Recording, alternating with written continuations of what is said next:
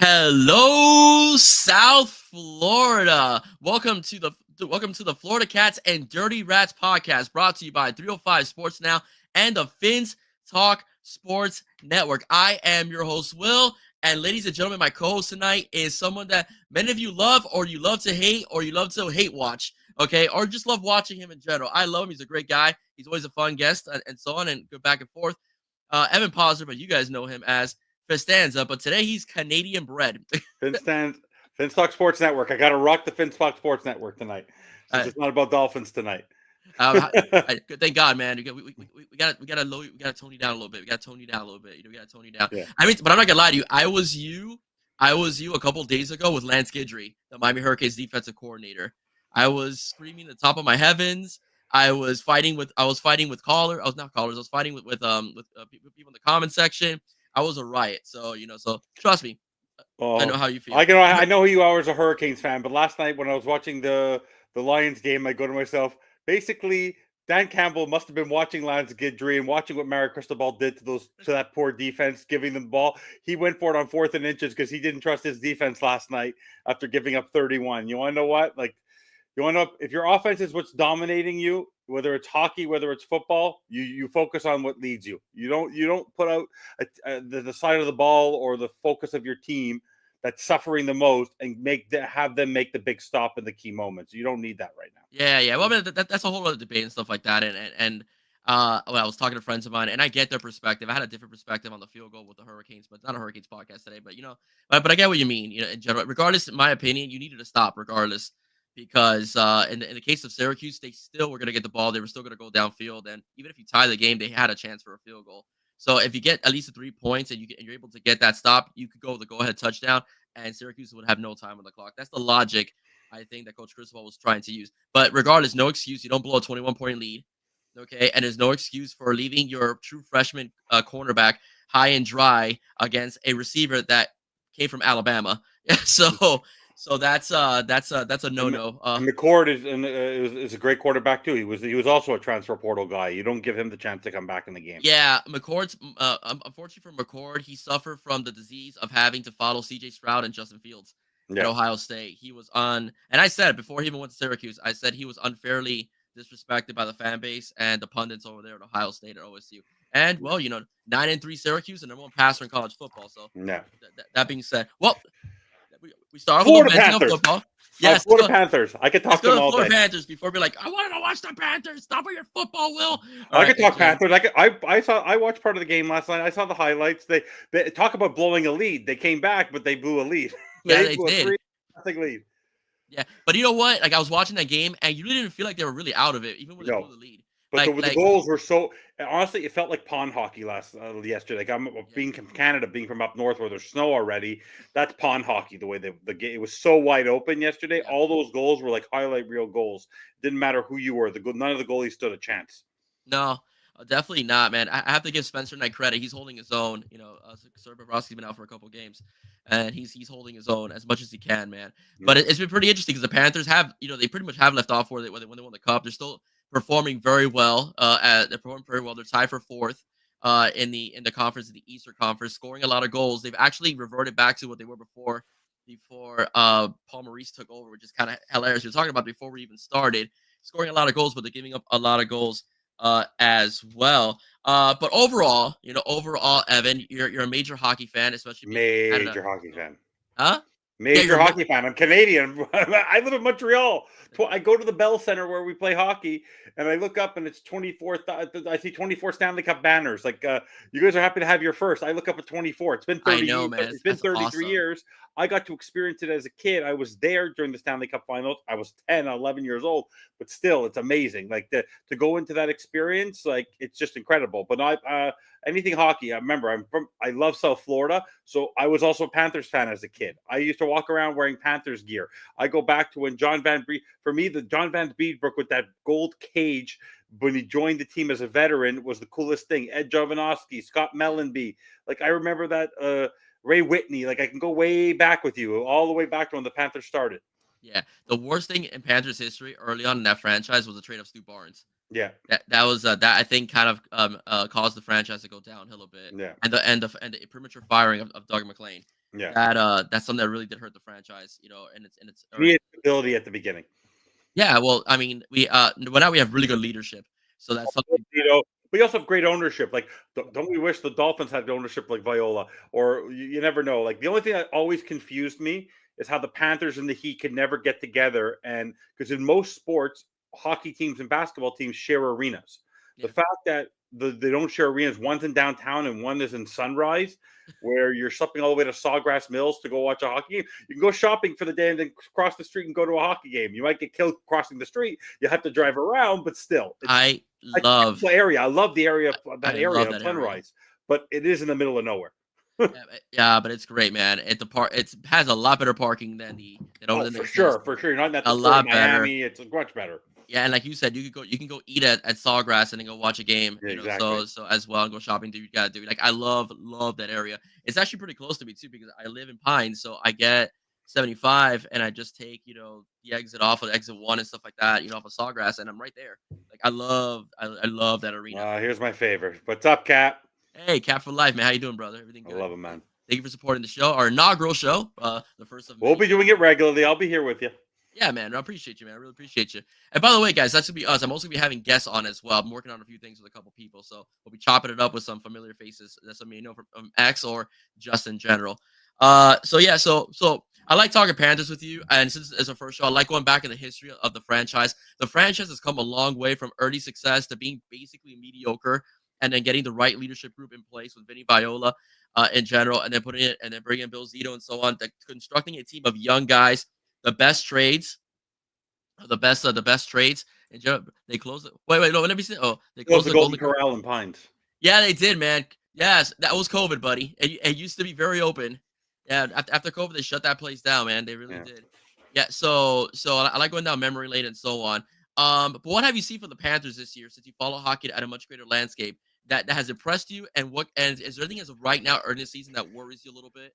Yeah, so the Panthers are a very well-built franchise, and I think for this season they don't really have that Stanley Cup hangover, considering the fact that they've gone there 2 years in a row, and that's such. The foundation of the team is really well structured, so it's good that they're not in first place. They don't have to really struggle. They're really finding their game. They've lost a few players because they couldn't hold on to everybody from last season. Mhm. That had to move on. But overall, if you see how it's going, they're an offensive juggernaut. They're one of the fastest moving teams in the NHL. They can score at a whim. But to counteract that, because they're playing such high fly hockey, their defense, which was such a key part of them winning Game 7 last year, Mhm. and then because they sort of had to play that game a little bit of offense when they were facing Connor McDavid and Leon Draisaitl and the Edmonton Oilers when the lead was blown, when you had 3-0 lead and then made it to Game 7, and you're facing the best player in the world and Connor McDavid. But the fact that they won that Stanley Cup final game, it was true grit, physical hockey.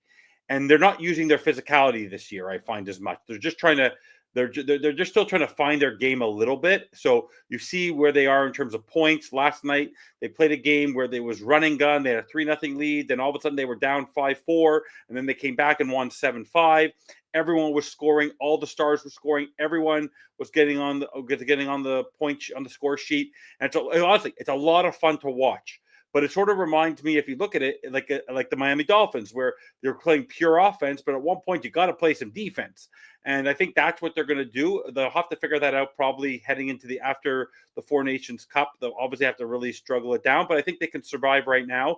But how long will that last? So they have to find those games where they can win 2-3-1. Tomorrow night they're playing the Sharks. That's going to be an easy game for them. They're playing a very bottom feeding team. So, but when they get into those games where they have to face Tampa or they have to face, let's say, I'm trying to think of a more defensive focused team. Or they have to face a Vegas, or they have to face a Washington. Yes, they're always going to have to score goals, but they're also going to have to change their game up a little bit because part of their game and why they got Matthew Tkachuk and didn't keep Jonathan Huberdeau a couple of years ago, which was made the biggest change in the franchise, I think, was one of the best trades that's been made in the last quarter century of a team to change their mentality. That's what he brings. He brings a physicality. It's not just about scoring. So right now they're playing a little bit out of their comfort zone, but it's working for them. That's what I like about the Panthers, is that they're able to win in so many different ways. We would wish a lot of other teams are able to do the same thing. So even though their defensive coverage is not great, being from Montreal and knowing how my team is doing, we're really much in a rebuild right now. They're able to score. If they give up a bad goal, if Spencer Knight gives up a bad goal, or Bobrovsky, who's out, gives up a bad goal because he's had the yips throughout his career in Florida, everyone said until they won the cup last year, was that $10.5 million given to Sergei Bobrovsky worth it? It was, because you won a Stanley Cup, so it's all worth it. It's good for Spencer Knight to get that experience right now while Bobrovsky's out. But overall, how can you complain? Your star players are being stars. You can't really complain about that. Hockey is fun. If you're averaging almost 4 goals a game in this NHL, that's a great thing. If you're giving up over 3 goals a game, also that's something you need to curb. Like, their offense is not the problem. They have to get back to that defensive mentality a little bit.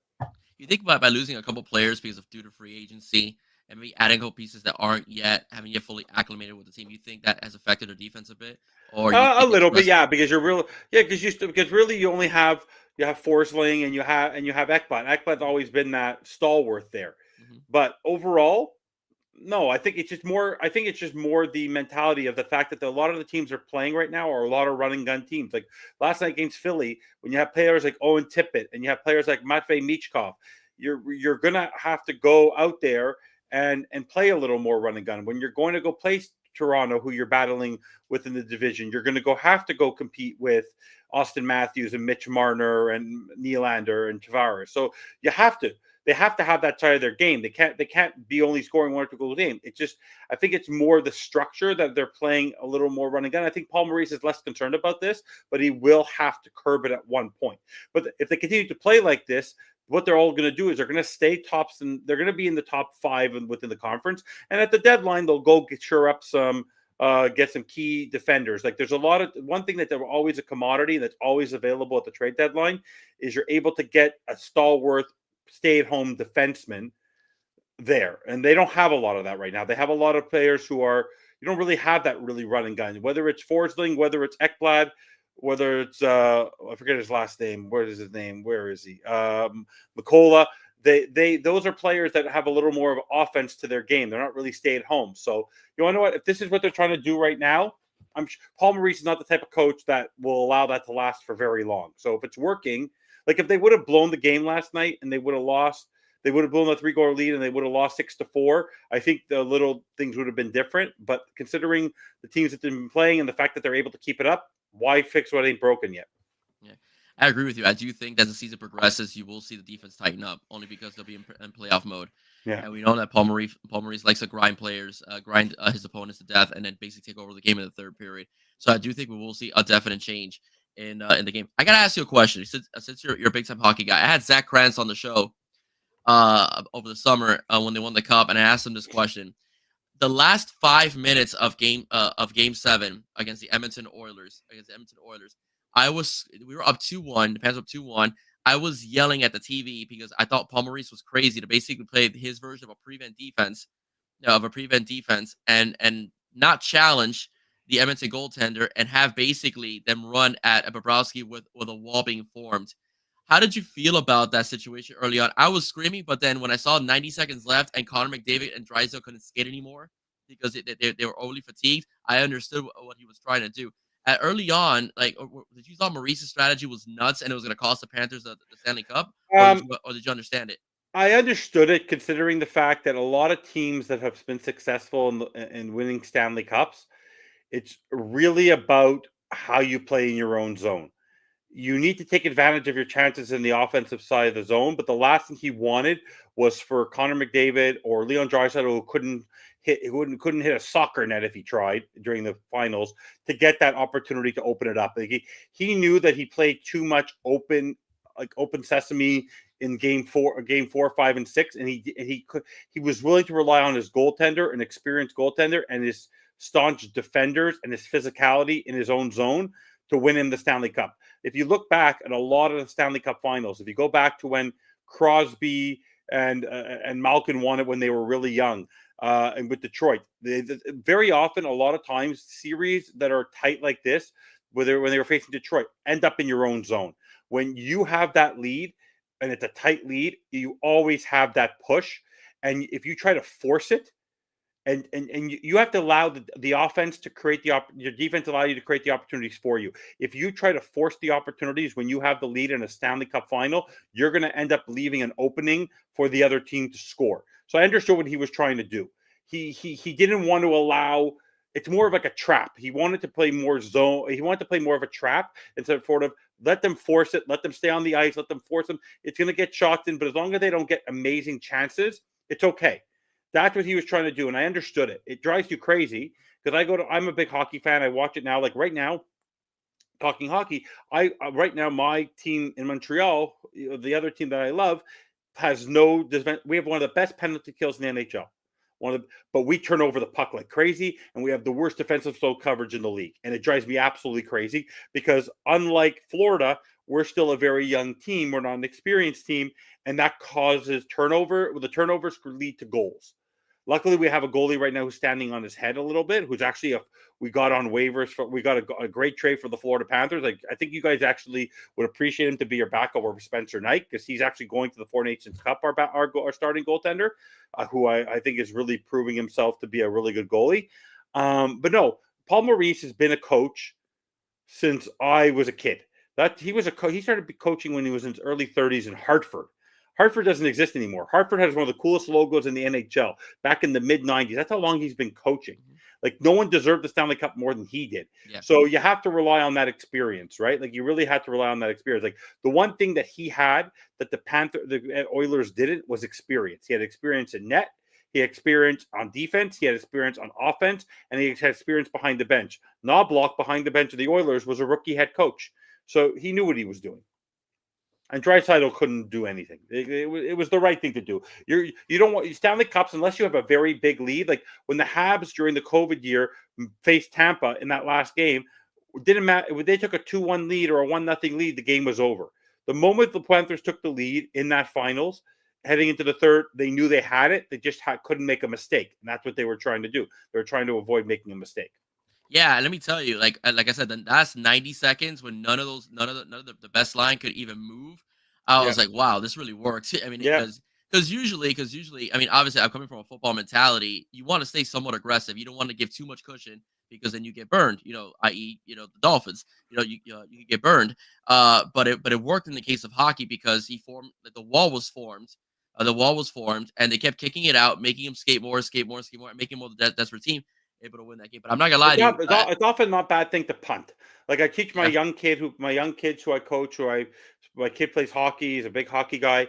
Like if you're unsure, just punt the ball, which is ice it. You have nothing to lose because as long as you get it out of your zone, you're forcing them to come back in and make a play. So in the end, they did the right thing. They have a Stanley Cup. You can't regret it now. They did the right thing at that moment. And because you have a Stanley Cup now, you can't complain. There's only so many people have Stanley Cups. Like for me, I'll even be honest. People were laughing, like being a Canadian. Oh my God, you don't want the Oilers to win the Stanley Cup? I go, no, because my second home is Florida, so that's one thing. But also, there's no team in Canada I want to win more than the Habs. So if I'm not going to have the Habs winning it in Canada, I don't want any of the other Canadian teams to win. Sorry, no interest at all. Well, we're glad we have you on our side because I'd rather have you as a friend than as an enemy friend. I'll tell you that much. Okay. Well, one of the Panther star players this last season has been Sam Reinhart. Sam Reinhart is having a fantastic season. Yeah. He leads the team in points and leads the league in goals. He leads the league in goals with 19 goals, 18 assists, and 37 points. And Kachuk isn't doing too bad either with his 20 assists, on the season. Has Sam Reinhart elevated his game? So far. I think since he got traded from Buffalo for Devin Levi and a first back in 2021, he's done what he has to do. He's a type of player. He's a physical player, but he's also a wizard. He's never had a season like this, like what he's on pace for. This only blossomed when he became a Panther. I think his most points he scored in Buffalo was 60.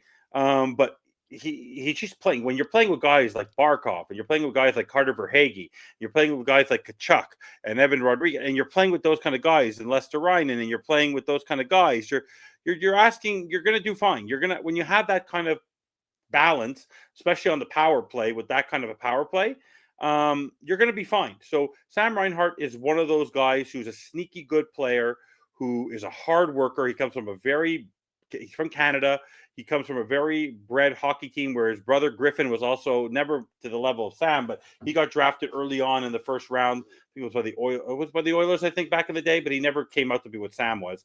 But he just fits well with this team. He's a two-way player, but at this point, he's just finding the holes. And I think the confidence that he has from winning the Stanley Cup last season is just blossoming. Like, you could see it. You could see the look on his face. Like, when you look back at him and you look at his face during the playoffs, like, almost looked like he had no teeth. He completely he looks like he's constantly playing playoff hockey.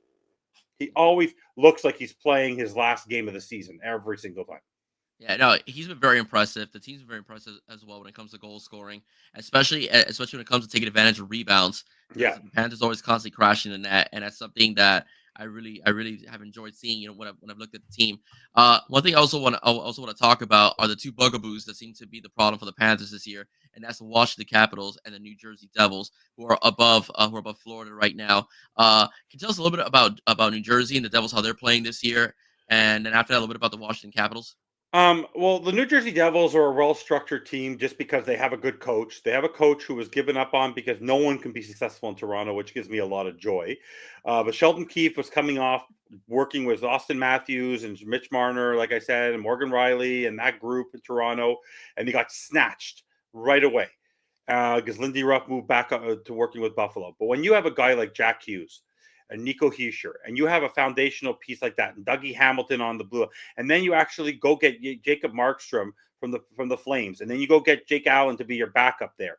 They structured themselves with the young core. They sort of were able to benefit from building through the draft with their top guys on offense, and then they built themselves with a really solid defense and really good goaltending that they were able to pick up in free agency and through trades. And that's why they're being successful. When you have a leading guy like Jack Hughes and Nico Hischier, you're going to be successful.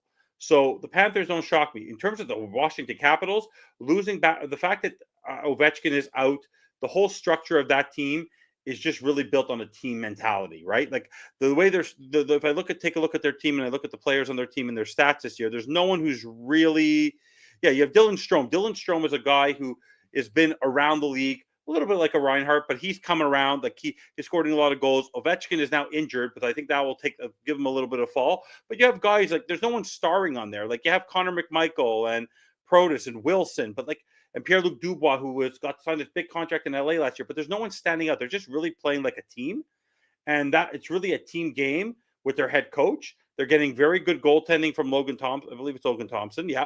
And that's it. Like that, but they're going to come back down to earth pretty quickly. Like I don't see the Capitals. They're going to be playing in Montreal tomorrow, and if Montreal beats them, which I think is a winnable game for the Habs, I think they're just one of those teams that just there but they're not like it's sort of like how I focus on the Panthers. When the Panthers had Huberdeau and they were tops in the league, you weren't worried about facing them in the playoffs. So they don't really concern me. The like for the Panther for the when I look at the standings right now in the Eastern Conference, if I just pull it up, the Capitals, I think, will come back down to earth. The Devils are up and coming, but I don't think they're there yet. The Hurricanes have yet to prove anything, but because they have this guy, Marty Nikash, who I wish the Habs would have gotten last year. The guy's leading the league in points at 41. He's one of the best bargain contracts in the league right now. Sebastian Aho, that's a team I'd worry about because they're still up and coming with Brett Burns and that group there. The Leafs I don't worry about. The Boston, like really, I'm not kidding. Right now, the Panthers should have zero concerns right now in this conference because Philly is still up and coming. They're at the edge of the playoffs. Tampa is underperforming for me as I feel this season. And I feel like they're just getting that recognition because it's John Cooper and because they have Braden Point and Nikita Kucherov and now Hagel's having a good year and all that kind of stuff. But I'm not that concerned about them. They're not playing as well as they should. Boston had to switch coaches. The fact that Jim Montgomery got snapped. They fired a guy, Drew Bannister, in St. Louis after like 10 games because Jim Montgomery became available. Jim Montgomery led the Boston Bruins to the best record in the history of the NHL.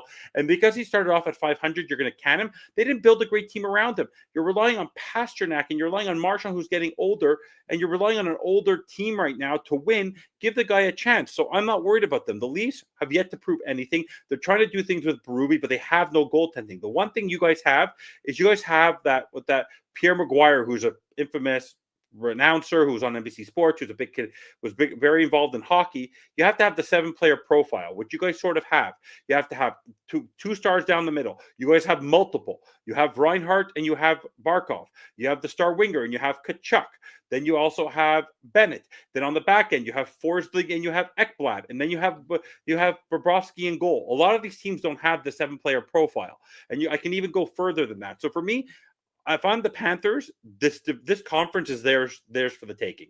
And it doesn't matter. It doesn't matter where they fall. As long as they make the playoffs, I don't see any path for them to struggle to get back to the Eastern Conference or the Stanley Cup Finals. Zero. Absolutely zero. So you don't think right now, like not even a team like the Rangers and so on? The Rangers have lost 7 in a row.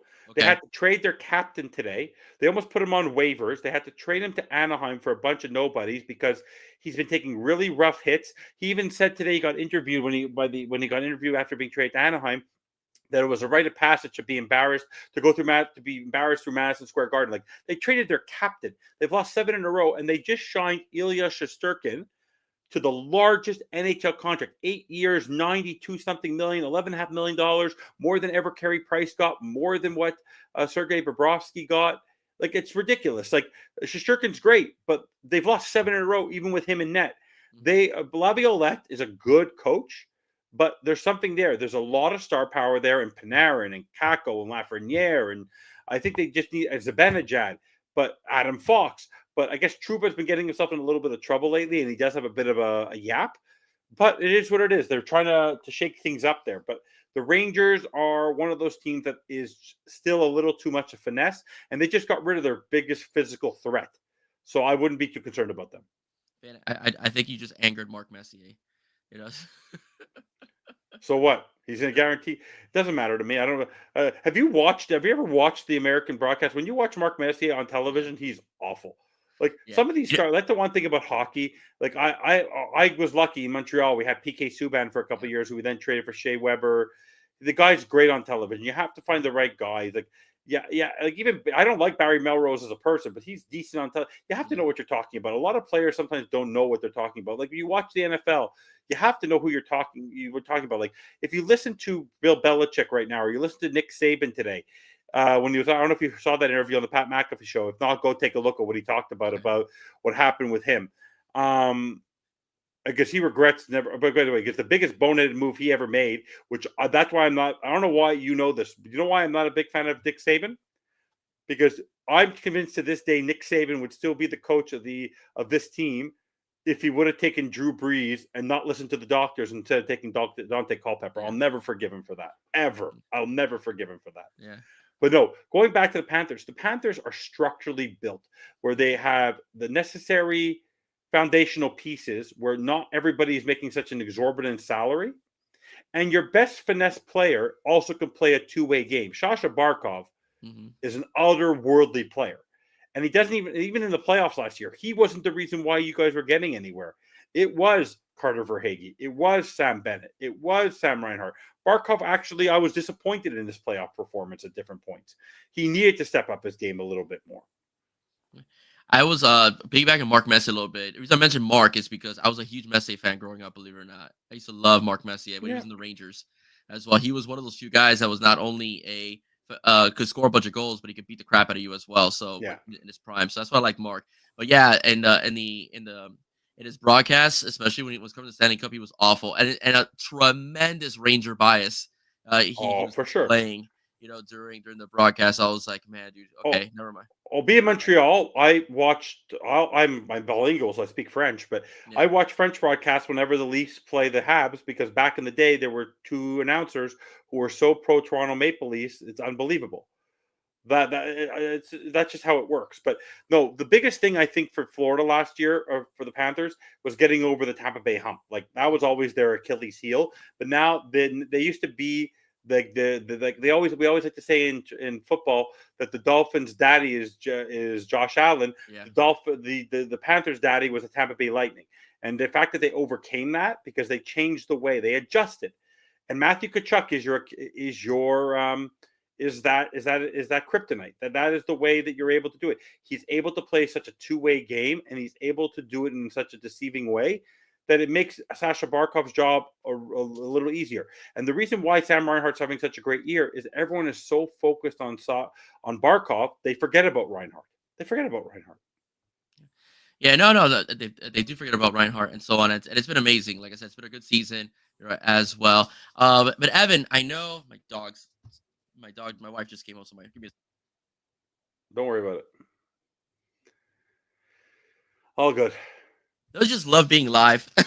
Oh, I love. But for me, yesterday it was almost. I said this on the show last night. One of my co-hosts on Finns Talk Overtime, this guy Greg Maney, he was in an airport at Midway. He was having a little bit of internet issues, and then my internet in Montreal completely conked out. I had to switch to my phone, and then I came back and I said exactly what the Miami Dolphins have been doing all season, experiencing technical difficulties. I love live. Yeah. I always tell people, like, me recording is really, really hard because I feel like I'm playing to the clock, or I want to just enjoy myself. And if I say something dumb, so what? You can hold it over my head. It's okay. Yeah, I was laughing one day because I forgot if he was interviewing me or I was interviewing him. Flo from the Flow podcast, my Hurricanes podcast. In the middle of our conversation, his pitbull shows up and just does this on screen. It was really funny. He's like, "Hey, I'm doing a show." The dog's like right there, like, "Just pet me, dude." Oh, my kids walk behind me. Me and Bobby do it's great. Like, live is what makes it real, right? Like, if you try to edit things out, so what? Yeah. Like, I would never, like, I feel like if Bobby had to, if we did a recording, he would edit out. He'd be afraid and edit out most of my stuff, and then we wouldn't get the real Finstanza. So it's okay. Yeah. The only time when I record, I still leave everything. Just like to record because I like to schedule my stuff. Yeah. But the only time I will edit is when I make a complete disaster. Like, let's say I get stuck or I mumble too much, whatever it is. So that's when I really kind of change things. That's when I edit. But most of what you see is the whole raw footage. I rarely really cut anything out. All right, so we were talking about the basically went over the entire Eastern Conference, and now I want to go to the conversation about the Four Nations Cup that's coming up real soon that you wanted to allude to as well. It's Canada, the United States, and I think it's Sweden and Finland. Sweden and Finland, yeah. Yes, okay. So break down the rosters and how many. And I know the Panthers got a couple guys. The Panthers, no. The Panthers don't have a couple guys. Okay. To make you even more proud, there's no team in the NHL that is bringing more people to the Four Nations Cup than the Florida Panthers. There are 8 players. There are 8 players going from the Florida Panthers. Literally, your entire center brass is there. You have 3 defensemen. You have 4 forwards. You have a winger. Like, you could really bring a hockey team to the dance. And if you had a Russian team, Bobrovsky would be there. But unfortunately, we know why there's no Russian team, right? So, no. This is going to be an interesting tournament. It's only 4 teams because obviously they want to keep it competitive. Honestly, if Canada faced Switzerland, I'd be nervous because Switzerland always gives Canada a bit of a hard time. But it's going to be a fun tournament. It's happening in Canada. It's happening in Montreal. The tickets are going to go for insane amount of prices. It's a way to generate revenue. But honestly, for Canada, if you look at it, they're bringing the 2 key guys from Canada from the Florida Panthers and Reinhart and Bennett. Those are going to be 2 key cogs at center and wing. On the U.S. side, the main guy obviously is going to be Matthew Tkachuk. When it comes to Finland, you guys have a bunch. You guys have Sasha Barkov, you have Lendl, you have Lester Reinen, and then also you have Mikkola. Like, Finland is an interesting team where obviously they don't have the star power, so you're bringing in, like, in a typical team, a Mikkola or a Lendl or a Lester Reinen would not make Canada or the U.S. But to be on that team is pretty amazing. And then going to Sweden, you guys have, if I look here correctly, you have Forsling. So you guys really have a player on almost every single solitary team. You guys are dominating on Finland. You have multiple. That's where you guys are mainly carrying it. But obviously you have Canada and you have the U.S. And it's impressive. Like, the fact that Ekblad, who's getting a little bit older in the teeth, he didn't make it. But at the same time, you still are carrying 8 players. So no team should be more proud of what they have built and Bill Zito has built than to have 8 players. I'm grateful to have our goalie. Our goalie is going. That's about it. So to have that is going to be a big thing for the Florida Panthers. Like that's going to have a lot of eyes. It's great for Florida. It's good for the ratings in Florida. Like I remember, I'll tell you this. I could tell you it was. I have pictures of it. I was able to go sit in the lounge section where you have free food for almost nothing. And you just go sit on the terrace. I used to get Lexus parking for almost nothing. I used to be able to go I used to be able to go to a Panthers game on a whim where you guys couldn't even fill the stand. You guys were giving it away. To see what you guys are now, I have family that's in South Florida, go to games. The experience of it is just so different. So to have 8 players, you would not have had this 3 years ago, 4 years ago. What has happened in the last 3 years since the Tkachuk, bringing Reinhart in 2021 and Tkachuk in 2022 has completely flipped the franchise on its head. It's just something to be really, really proud of. Yeah, no, we're very proud down here. I know that, when the Panthers won the Cup, a lot of Canadian fans said there's a fair weather city and the Panthers fans don't show up. That arena is packed every night, especially last season, especially in the playoff run. It's packed every night. Broward is a different beast than Dade, for the most part. So the fans have responded. The thing with South Florida that a lot of people don't understand is that we don't give you our money. You have to perform. If you're not performing, we don't go. If you perform, we go. It's just pretty much the way. We'll watch you on TV. That's the one thing. Like even the Marlins for years when they had 5,000 people in the stands, they were one of the most higher rated teams on television because people would watch the games. They just wouldn't go to the games, in general. But we do watch, But if you take the Dolphins, you could right now. If you by Sunday, it will keep going down. Maybe with some of the Jets injuries, but you can go to a Dolphins game for $40 Canadian, which means the tickets are going for under $30 or about $30 US right now to go to a Dolphins game. That is insane. If you want to go to a Bills game this weekend in the freezing cold, you have to drop $200 US to sit in the nosebleeds. Yeah. You can go now for $30 to go see a Dolphins game right now. That's why, because if you're not performing, people aren't going to go. Yeah, exactly. You said it exactly right. And you can go. I go to a Marlins game for $5. I had a deal to go to a Marlins game last year with my family for $55. You get 5 tickets, yep, a drink, a hot dog, and a snack. Like for $11 a ticket, you get in the stadium and they give you food for $11. I go, what? That's back in the day when I'm a big Expos fan. When I used to be able to go in when it was 5,000 people in the stadium because it was an old stadium in the middle of nowhere where people didn't want to go. The team was at the end of its ring. I get in for $5. I can go sit in the bleachers and then move around the stadium however I wanted. That's what the Marlins Stadium is, and it's a beautiful stadium. It's just in a location where people don't really want to go. Mm-hmm. And until the team performs. But watch it. The thing about the Marlins though is if they want to perform, they can. They just don't feel like it. Yeah. Well, the Marlins. The problem was that Jeffrey Loria screwed everybody over. Don't say that name. Yeah, well, I know he's infamous in your city too. If I saw David Sampson or Jeffrey Loria right now at this moment, I would spit in their face. Like literally, the first thing I would do when I said hello was spit in their face. Are you familiar with the way they fired Joe Girardi? Yes. They didn't even let him sit down. Hello. Yeah, but you have to remember. The Florida the poor Gerard Gallant was fired. I forget which team was he fired from? Was it the Vegas job or was it the Florida job where he got fired from with his luggage? Was it Florida? I don't remember. I think it was the Florida job. They didn't really treat him that well before Bill's deal. Like when he got fired from Florida, I think it was the Florida one. Leaving Carolina, he left going to the airport on his own. One of his last firings. It was. Honestly, Florida sports teams, they do some very weird things. So, hey, look at all of our sports. Doesn't matter who you are. There's like all of them. But at least right now, I would say this. The 2 best owners in the state of Florida are hockey owners, Vinnick and Viola. Yeah. Harrison's still a very good owner, though. He just... he's a nut job. Yeah. He's a great owner, though. But because he has Riley and Spo. When you have Riley and Spo, you have foundational pieces. A couple nights ago, I said to a buddy of mine who was one of my suppliers. He wasn't there yesterday, and at least 10 messages I sent him was 41, 41, 41. I kept on writing the number 41 down the whole chat, and then all of a sudden he tells me this morning he wasn't feeling well yesterday, and he called in sick to work. I go, was it because your Lakers lost by 41 to the Heat 2 nights ago? Talk about a team falling apart. JJ Redick is going to be one and done there. Yeah, definitely. Of course, that was a LeBron hire. So that's Well, LeBron doesn't even seem excited. I think yeah, LeBron's done after this season. I think so too. I think he's want to play. I think he And wants to Anthony renew his Davis is deal. one of the laziest basketball players I've ever seen in my life. But you know what? He's the one that cost the Heat the championship. LeBron won the MVP, but if Anthony Davis would have been hurt, did he take the title? Yeah, Because he yeah, was the only one Miami had no answer for. yeah, The one time where he wasn't really playing, the Heat where the Heat actually won a couple games there. Yeah, but going back to Mickey Arison a little bit, the only flaw in Mickey is that he doesn't like going over the salary cap. He will not yeah. pay luxury taxes No, for we don't play anything, luxury tax.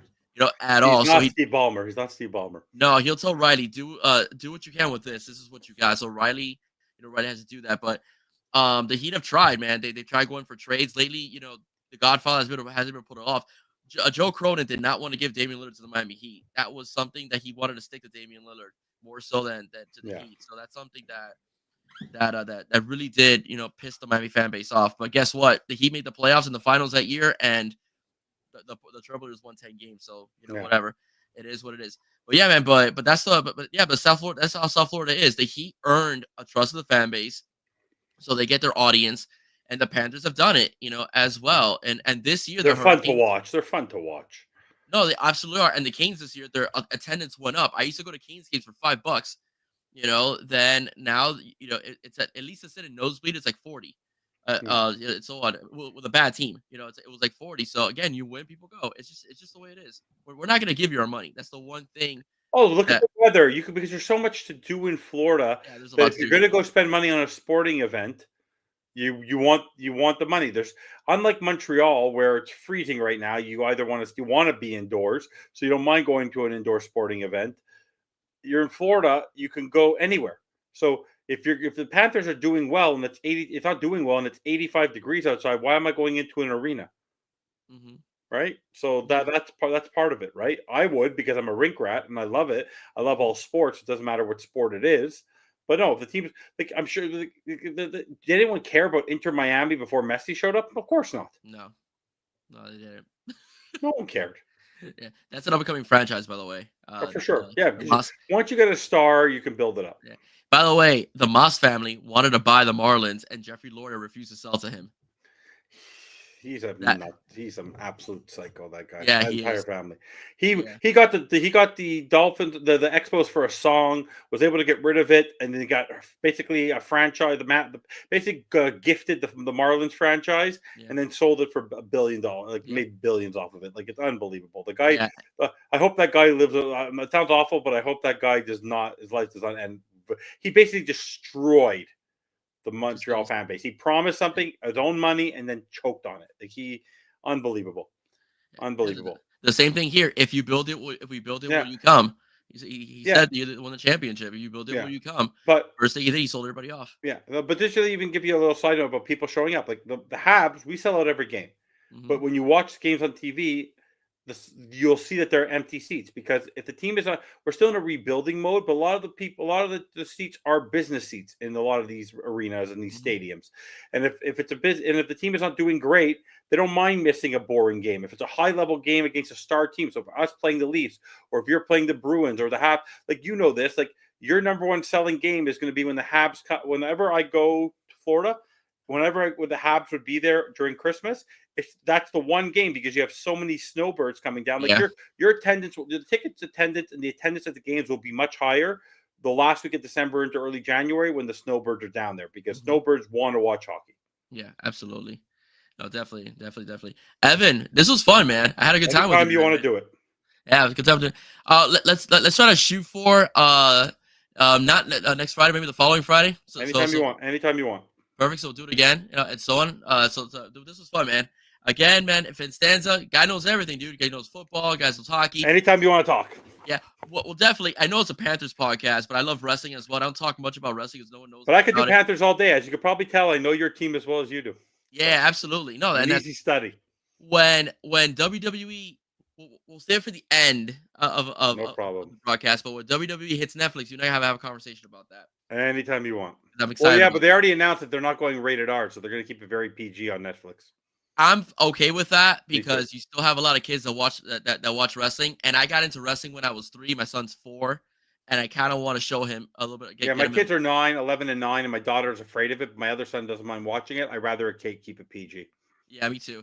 My son is hilarious because he's at the age where like tussling with dad, and so I will put him in the last ride, but 2 inches off the bed, in general. So joking around, I'll pretend I'm cutting a promo with him, and he already knows what I'm doing. He looks at me and he goes, "Put me in last ride." He tells me to do that in That's general. so So funny. My that kids, one of my kids is 9 years old, 9.5 years old, and he weighs like 55 pounds. So I can still pick him up like with one hand. It's like yeah. so easy. So like it's so easy to just pick him up and throw him on the bed. So That's great, man. yeah. Yeah, kids are fun, man. Kids are fun. But go Evan, go go Panthers and like yeah, keep up the great work. Like I'm loving hockey now right now because the Habs, who I'm a big fan of, are up and coming. They're still slowing, but we got back one of our star players who was injured at the beginning of the year, and Patrick Laine, who is back for 2 games and has scored 2 beautiful power play goals, roofing that. It's completely changed the mentality and the motivation of the team to have that. Samuel Montembeault, who's a former Florida Panther, who's our hmm starting goaltender, who's going to be going to the Four Nations Cup. He's playing out of his mind. He had 3 shutouts already this season, and he had one prior to that in his entire career. So he's playing over his head. And then the Panthers are doing well, so that's fun to watch. So hockey's a lot of fun. yeah, it is absolutely, and it's a fun sport. Yeah. You know, Oh, fun it's sport. always going. It's always moving. Yeah, absolutely. It's a good family atmosphere as well, especially in the Exactly. Oh, sunshine. it's fun to take a family to a game. Yeah, Yeah, it for sure. absolutely is. We're planning on taking Liam to his first game real soon. Yeah, So enjoy it. It's all yeah, but honestly, it's so nice for you guys. You get to go out. It's like the weather in Florida right now. My folks are down there. They just went down there because they're snowbirds for the next 11 weeks. But we're up. We have our place in Hallandale, and like to mhm, go out there and like the last couple of days, it's like 55, 60 in the morning, yeah, and then all of a sudden it's 75, 80 degrees in the afternoon. The weather's couldn't be more perfect right now in Florida. yeah, no, absolutely, yeah, it is, yeah. And you're definitely welcome to come down, man. I know. I just for me We need this a is little like crazy Finstanza. time. I know. I always come down for whatever. I was supposed to come down in October Okay, for fan club weekend and all that. It just like it wasn't worth it when like I said, like for me, if I'm gonna go spend the money to come down, I want the Dolphins to be doing well. yeah. So but if I come down, I would be going to a Panthers game. I try to find a week where I can go see multiple events, so it's worth it. But I can come down anytime. Like in the month of March, I can come down and go see Panthers and other sports. Like it's for me, as long as the place is there, I can drop on a dime. So Yeah, that's awesome, man. yeah. Evan, are you doing any shows this week? Yes, I'll be on like usual. Me and Bobby going crazy on Sunday mornings. We'll be on for the pregame show at 11 a.m. for prior to the Jets game. Then we'll be on the postgame show at 8 p.m. I know that a bunch of different shows. A couple shows aren't happening tonight, I believe, for Bobby. They usually do check down and those types of shows. I know they're going to do no holds bar tomorrow night. That's what's really happening on the Finstock Sport Network. But no, but you'll see a double dose of Finstanza on Sunday. Awesome, awesome. Yeah, guys, I'll be doing a National Signing Day recap. It'll be airing Sunday morning. And for next week, I'll do a little bit of Canes recap as well. When do they announce the final 12? Should be crap. That's a good question. I think it'll be Tuesday. Is there Again, any chance they'll be in the 12 over Alabama, or Alabama's just going to take it because they're Alabama? yeah, I think they're gonna take us to Alabama. It would have to be so much outrage from the fan base that they'll be like, maybe we should put Miami in there because there's too much controversy. But for Miami to really, really, really have a chance, SMU's got to win. If Clemson wins, Miami's out 100%, By the no way, matter what happens. SMU, my cousins, they go on this group trip, a bunch of the friends with his friends, and he went to the Cowboys Ravens game at the beginning of the year. Then he went to an SMU TCU game, hmm and he goes, "You talk about fans like that, like the experience." He goes, "The tailgating at the Cowboys game was nothing compared to the SMU. The fans were insane there, insane." Yeah, So well, they haven't had a good football team, and I mean they did well last year with Lashley, but they really, really, really were dying for a good team ever since they got the yeah, death penalty for what even the governor of Texas was doing to benefit that school years ago. yeah. But they're a fun team to watch, man. They spread you out. They run an up tempo offense. They play decent enough defense, to shut you down. They may make some noise. And one thing I'm hoping for, Evan, is someone punches the SEC in the mouth because they are like it's like the college football playoffs between them and the Big Ten. They're trying to pick the prom queen. Yeah. It's like a high school popularity contest. It's not about who's the best team or records. It's about who do No. we think is the best conferences because the SEC, with all the revenue it draws, and the Big Ten as well, and all the legacy teams they have, they think they own everything. So they have 4 teams in the SEC in the playoff brackets and 4 Big Ten teams as well. Yeah. Everybody else is fighting for spots. It's ridiculous. So I hope you get an SMU that makes a run. That can It make just a doesn't run on make them. sense. That's a three loss team. No, it makes it doesn't. over a 2-loss team. It just doesn't It make sense. doesn't. It's way too political. And they argue that Alabama has wins over top 10 teams, but Miami lost on the road by less than 10 points to a team Their that took defense is Georgia. killing them. Yeah, it is. Oh, yeah. And you know what's sad, man? It's like the Kings can never have both sides of the ball right. It doesn't matter who it is. Yeah. And even in 2017, when they won 10 games and they went to the Orange Bowl, the offense was mediocre. Just that Malik Rozier was a dude threat quarterback, but the offense was pretty.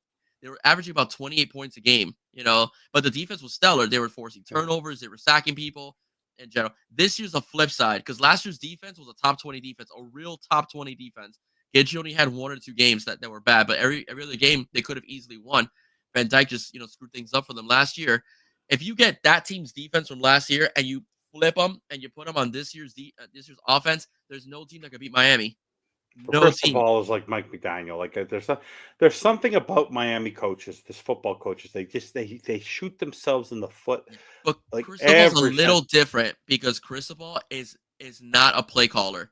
Cristobal is a program builder, and Cristobal lets his coordinators. But how he allowed his offense, how you don't go for it on 4th down is beyond me. Yeah. Well, if you want to talk about that, I look, the way I see it, everybody's looking at the 4th down, the 4th down, the 4th down.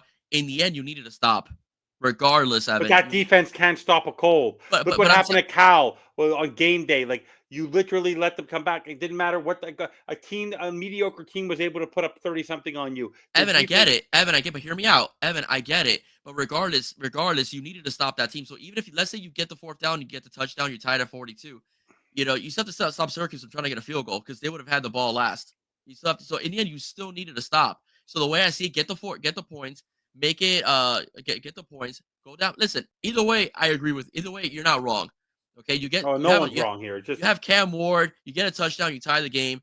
Jeremy Leon said it best. Even if you don't get the touchdown, you have him at the 10-yard line. Either way, my point is you just got to stop him, and you weren't. So even if you got the 4, listen, Cristobal got killed against Georgia Tech for going forward on 4th down way too many times and not kicking the field goals. If he would have kicked the field goals, we win by 1 or 2 points because they left 10 points in the field against Georgia Tech. He kicks the field goal now, he's getting killed. Why? Because you Miami needed the win. You needed the victory. That was the point. Well, exactly. So you stop if you stop Syracuse, you get the ball back and you score a touchdown. Syracuse has no time on the clock to try to win the game. It was virtually impossible. So damned if you do, damned if you don't. I'm not going to. It's always about ACC is always going to get crushed when you're going against the Big Ten and the SEC. That's just always what's going to happen. No, it is. It's the little brother. It's the little brother. Exactly. That's the little brother, man. Evan, thank you so much, man, for tonight, man. I had a great time. Had a wonderful time. Subscribe, ladies and gentlemen, to the Finstock Sports Network, and also subscribe to 305 Sports Now as well. Finstock Sports Network has it feels like 30,000 shows. So if you like wrestling, you got a wrestling for you. If you like fantasy football, they got a show for you. If you like the Dolphins or love the Dolphins, but like baseball, like football, hockey right now. Diaries, want to have random people fawning over a female on a network. Come to here, watch Doll's Diaries. Yes, we have girl dolphin as well, lady dolphins, as well. Well, her and me versus Achan, because I don't know if you know this. I have trolled Devon Achan all season, and it is getting under her skin all season. It's been awesome. Also, no, because I always keep the big famous line for me is that I consider Devon Achan a mid running back, and people keep on missing the fact that he's a phenomenal wide receiver. He's a mid running back, and I keep on trolling that, and people still don't get the fact that I say he's a great receiver. He's a mid running back. If you look at our running game the last couple games, look at how he's been running. He's not running very well, is he? Okay.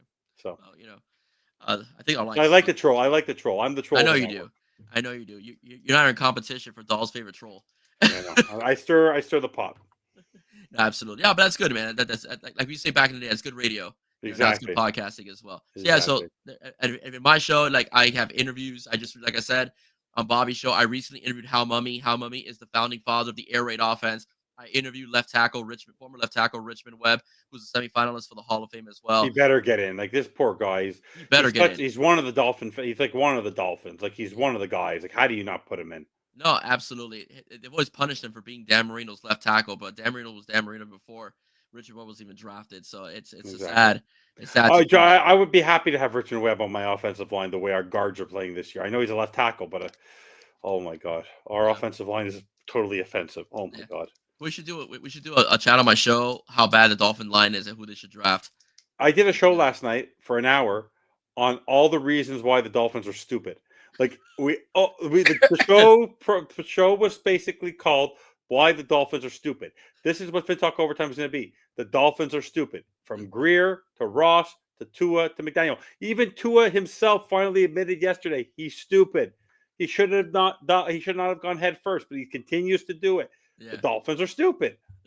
The Panthers used to be stupid. Then they got a foundational piece. They didn't stick with the old. They became a physical team. Because if you look in the NFL last night, if you look in the NFL or in any sport, the physical teams who are the people who win championships. It's not the finesse teams. It's not the finesse. Yeah, teams you're at all. right.